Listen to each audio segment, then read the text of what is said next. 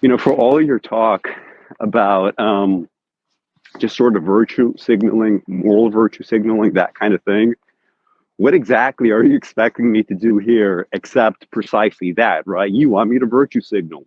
You want me to stand around and say, of course, what individual Palestinians or individual groups or militia groups or whatever, of course, what they do is evil. Of course, it's evil to go around killing innocent Israeli civilians. Your problem is not so much that I'm unwilling to say that, because I am willing to say that, right? In the same way that I'm willing to say that Native Americans in 1650 scalping a child, I would say that is evil as well.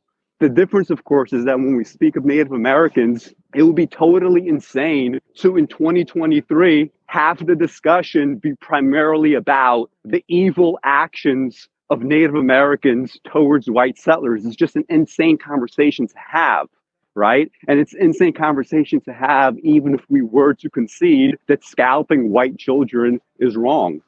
So your problem is not so much that I'm unwilling to concede those kinds of points. Your problem is that I'm not willing to make the entirety of the conversation about only and exactly that, right? I always enlarge the conversation. I'm very willing to concede right out of the gate that killing of civilians is wrong.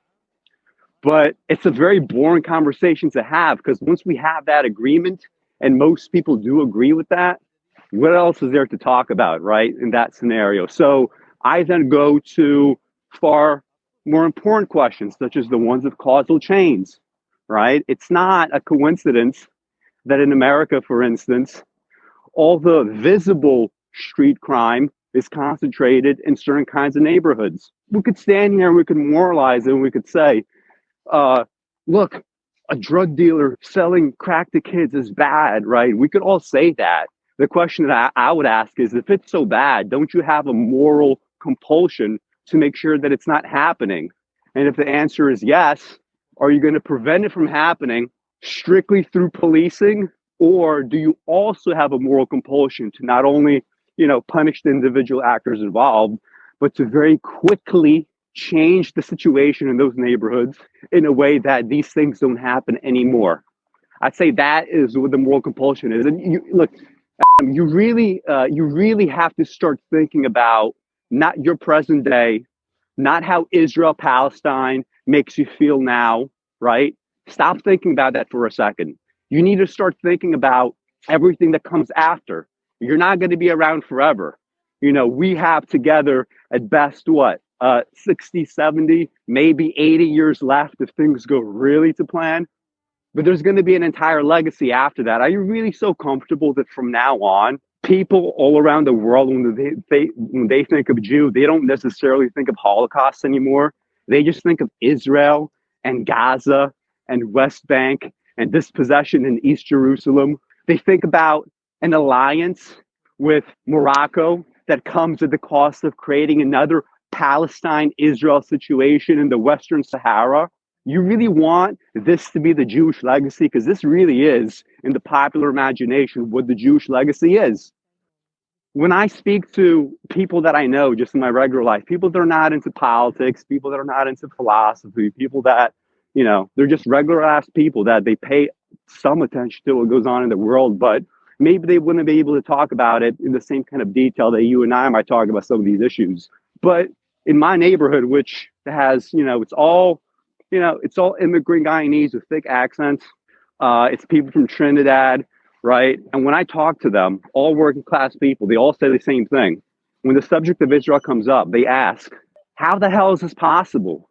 How can just a group of people that are living there take the land from the majority population there and then keep causing all these wars, right? Now, that is just like a perfect encapsulation of what happens. Like, they don't even follow the shit, and yet they understand just in the basic kind of way what happens, right? Their kind of phrasing is the way that children, when they're taught these lessons, right, much, much later, centuries from now, they're going to remember them in the way that we remember Native Americans, right? They're not going to be talking about in the future whether or not it was morally right for Palestinians who are, so kind of outnumbered, right, in terms of arms and everything else, that they engage in terrorism. I mean, that's really what terrorism is, right? It doesn't happen And when that's the thing, when states do it, that's the thing. You have that privilege. You have that legal privilege, right? You remember the way that I used to tell you that in the Israel Declaration of Independence, David Ben-Gurion is just totally riding the dick of international law for like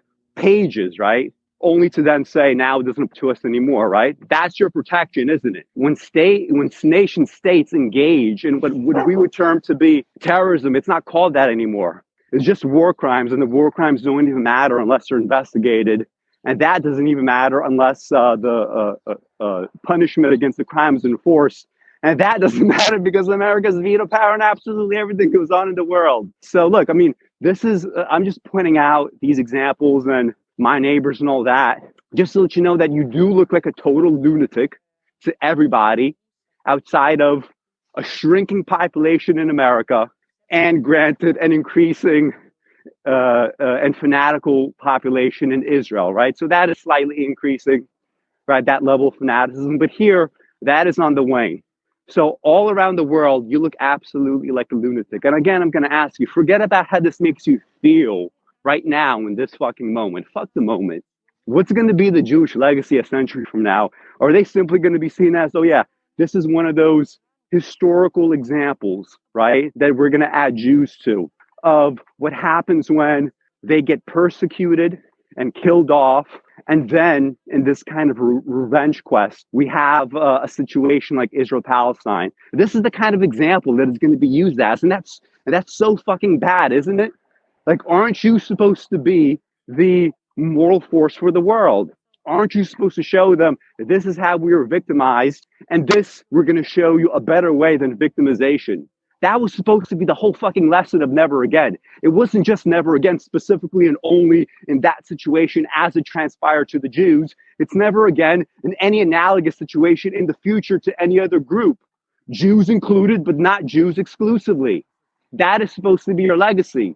You don't get that legacy now. And that really sucks, right? That's really what the future argument is going to be. All this other stuff is just bullshit, and you know it. I mean, I would absolutely hate being a Russian nationalist right now. I would absolutely hate being an Israeli Zionist right now, because it would be so just emotionally draining to like defend every fucking thing, right? Again and again and again, right? There's just, I don't know. That's the way that I view it. I sometimes ask you these questions, right? Especially in the light of the Russia-Ukraine war in the past year and a half or whatever, right? Simply because, I mean, I understand the emotional pull, right? I obviously have that emotional pull. I'm born in Belarus, but I consider myself a Russian. So here I am. I have this emotional pull. I see you with the same emotional pull.